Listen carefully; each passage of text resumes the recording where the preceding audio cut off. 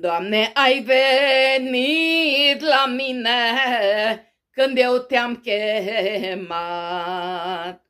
Ai venit în casa mea, n-ai întârziat. Ți-am deschis inima mea ca să locuiești în ea, să rămâi stăpân pe ea până-n veci de veci.